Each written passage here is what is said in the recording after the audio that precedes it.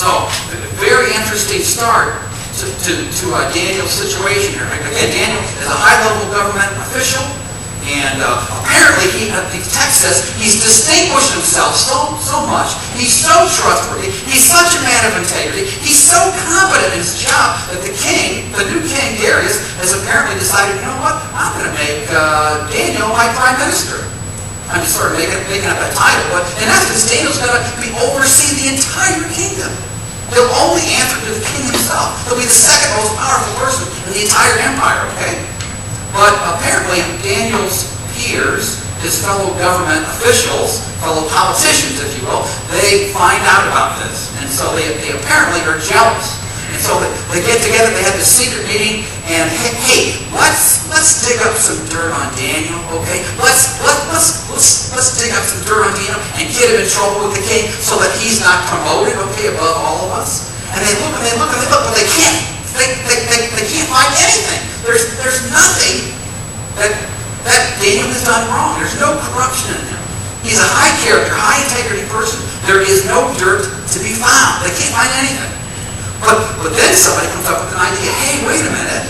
This Daniel, as we all know, he's a very religious man. He's very devoted to his God. And so they decide, wait a minute, if we use his devotion to God, maybe that way somehow we can get him in trouble with the king, using his devotion to God. And so they come up with this plan, this conspiracy, and they all get together, they all go to the king and say, oh, king, hey, here's our recommendation, the best and the brightest minds of your kingdom. Here's what we think you ought to do, king. You know, you're relatively new king, relatively new empire. Hey, just for the next 30 days, what do you think about this, king? For the next 30 days, issue this law that everybody has to pray only to you, king. They can't pray to any other person, any gods. They only pray to you for the next 30 days. The king says, hey, sounds like a pretty good idea to me. So he signs it into law. It becomes a law. And again, this is a victory for Daniel's enemies, because they know there is no way that Daniel's going to pray to the king. No way he's going to do that. His devotion to his God is well known. Everybody knows him well enough. Again, like 60 plus years, he's been working in government affairs. They know him very well. There's no way he's going to do this. He's not going to stop praying to his God, much less he's not going to start praying to the king. So what is the conspiracy? What is the threat? Well, the conspiracy is, hey, pray only to the king or you die. They're your choices, okay? That's the new law, the new decree that the king puts into place.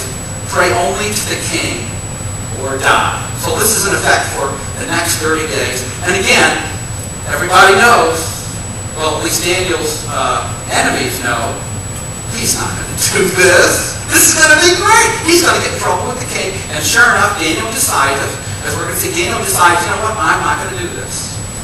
I know everybody wants me to do it. I know everybody expects me to do it, but that's wrong in the eyes of God. I'm only going to pray to the one true God.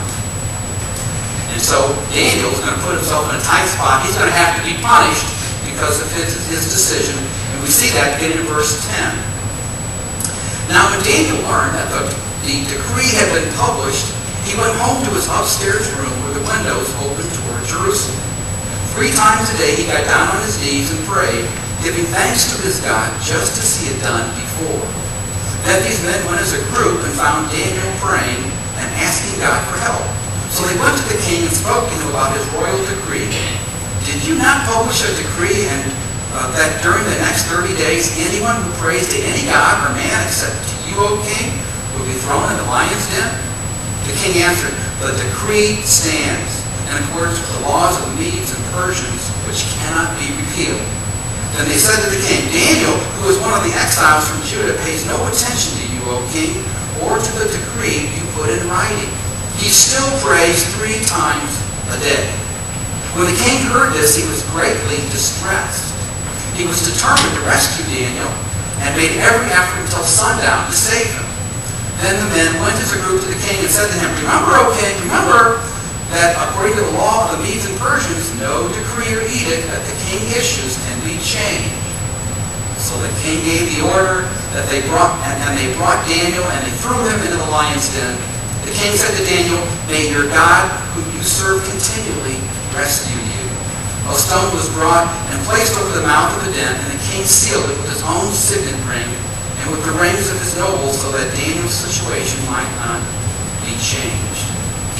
So Daniel gets himself into big trouble here, right? As expected, is Daniel going to go along with this? You either worship the king, you pray to the king, or you die. And Daniel says, in essence, no, I'm sorry. I'm not going to do that. And so what does he do?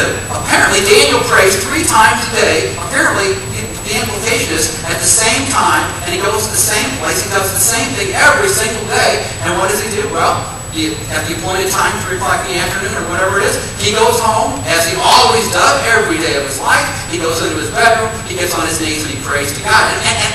And remember, everybody, all of his enemies, everybody knows what Daniel does.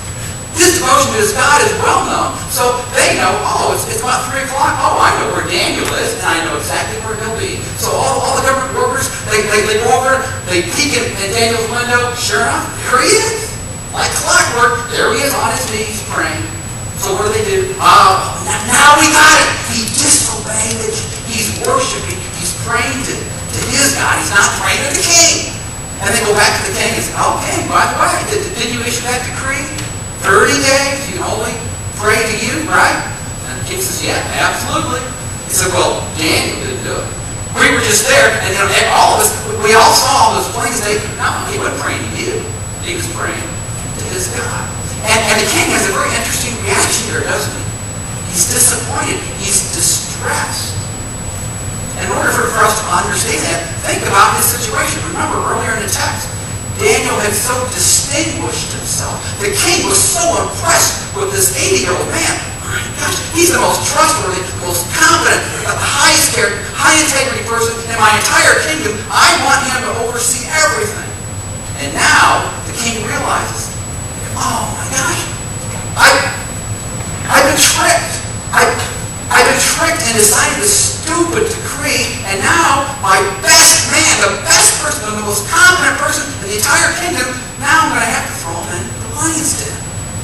Well, he doesn't want to do it. He tries to figure out a way to do it, but his advisors come back and he say, hey, king, remember, according to Medo-Persian law, if you sign a decree, if you make a law, it can't be changed. Right, king? Right? King says, yeah, you're right. And so they go get Daniel, they throw him in the lion's den.